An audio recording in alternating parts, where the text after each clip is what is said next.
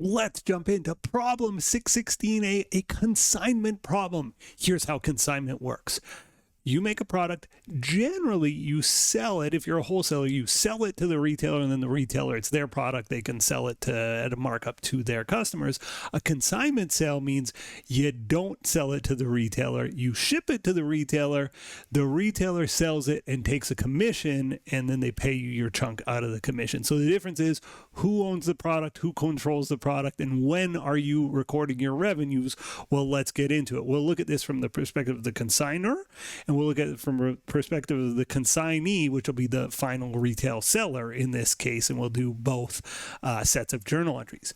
So again, revenue recognition chapter. This is an unusual revenue recognition scenario. Vintage Audio makes high-end vintage-style speakers. They have a consignment arrangement with a popular downtown store called Metro Music. On October 1st, 2031, Vintage Audio ships 10, notice it doesn't say sells, ships 10 sets of speakers to Metro Music to be sold on consignment. Details are below.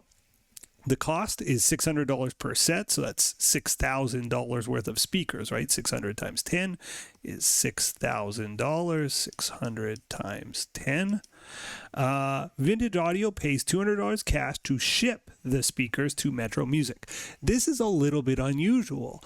Normally, when the seller pays shipping, it's a shipping expense. When they pay shipping as a buyer, they add it to their inventory cost. In this case, we are moving inventory from our warehouse to our retail store, or a place that's going to be retail. We're not shipping it to a final customer. So because of that, that $200 gets added to the cost of our inventory. So it's going to add into our cost of goods, as you will see. Pricing. We're going to try to sell these for $1,500 a set, or Metro is, on our behalf, and Metro Music's going to keep 20% of the as a commission and remit any remaining cash to us at the end of each month. On October 31st, they've sold 4 sets of speakers, and they immediately remit the amount of cash owed to us, Vintage Audio. Okay, let's get down to business. We're going to do this from the perspective of Vintage Audio, the consignor.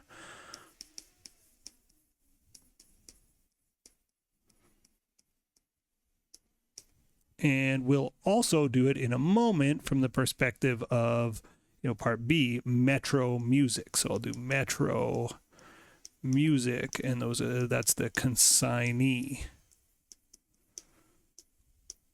So let's do our entries from the perspective of Vintage Audio. So the first step here is we're shipping them product, right? We're shipping them product. We're not selling it to them, we're shipping it to them. So we credit our finished goods inventory. It's coming out of a finished goods inventory warehouse. And we might just credit inventory, depends on how they account for it, but I will call it, generally in these, I follow accounting textbook, generally that's what the accounting textbook is going to call it. And we ship them $6,000 worth of inventory, and the debit is to inventory on consignment. So we just want to keep separate track of it to say, okay, this is inventory. It's still our inventory. Just, if you're looking to count it, it's not here, right? It's not at our place. It's at somebody else's place. If you're looking for where this physical inventory resides, and that's why you kind of have to trust. This sort of trust has to build up between the parties, because you're shipping off a bunch of your assets, and you're saying, take good care of them, please, right? All sorts of things can go wrong. We're also paying shipping. Vintage Audio pays $200 cash to ship the 10 sets. So let's assume that was also on October 1st, 2031. Credit cash, of course, $200. And the debit here is to inventory. We're saying this adds to our inventory cost, our inventory value. Debit inventory on consignment. $200. Okay, so I think that's it for October 1st, but let's be crystal clear here. We shipped 600 units at, 10 units at $600 per set. That's $6,000. We also have $200 of shipping costs on top. So we actually have $6,200 worth of inventory tied up in those 20 sets. That gives us an adjusted cost here of $310 per set. It was sorry, I divided by 20.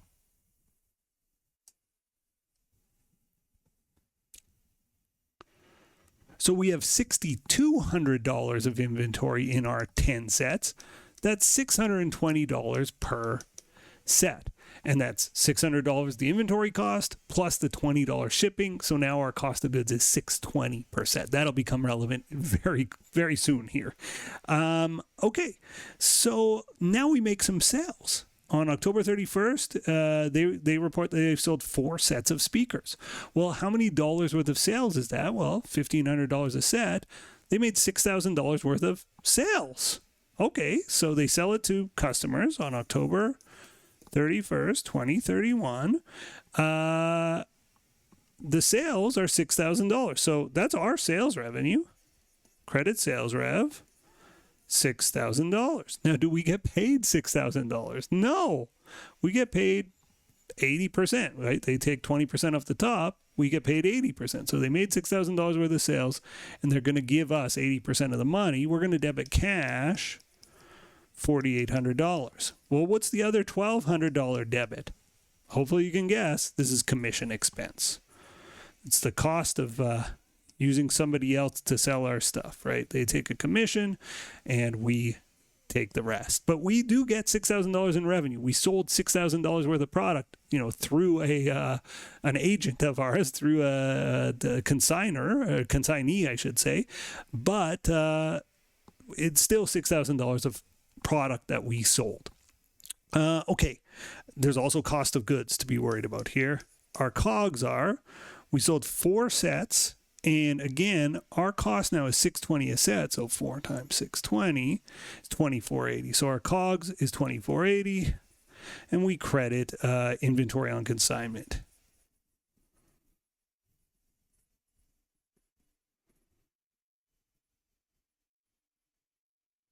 $2,480, and there we have it. We've done vintage audio. Now we got to move over and do Metro music. So let's see. From Metro Music's perspective, on October 1st, no journal entries. They take the inventory, they absolutely onboard that, but it doesn't hit their financial accounting system. Why? Because it's not their inventory. It does not belong to them. Sure, certainly they will be tracking this inventory physically, making sure, nobody steals it and just keeping track of what they're holding, but it does not hit their accounting system because it doesn't belong to them, right? They don't debit some inventory asset. No. So nothing to do for Metro Music until they make the sale. So let's make the sale. They sell 4 units, $1,500 a piece. So on October 31st, 2031, debit cash for $6,000. Now, they owe $4,800 to Vintage Audio. So they're going to credit payable to Vintage Audio for 80% of this, $4,800. Well, what about the other $1,200? Well, that's their revenue. That's how they make their money. They earn commission rev of $1,200. Now, immediately they turn around and pay Vintage Audio. So credit cash, $4,800, and debit the payable to Vintage.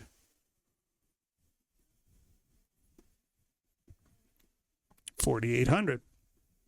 At that point, we've done the entries for both sides of this. We've solved it as the consignor. We've solved it as the consignee. We've hit the thumbs up button. We've hit the subscribe button, and we've said goodbye to each other. Thanks for watching. See you in the next video. Goodbye. The next video in our series is right up here, and if you want a supercut of all of the videos in this series, that's the one down below.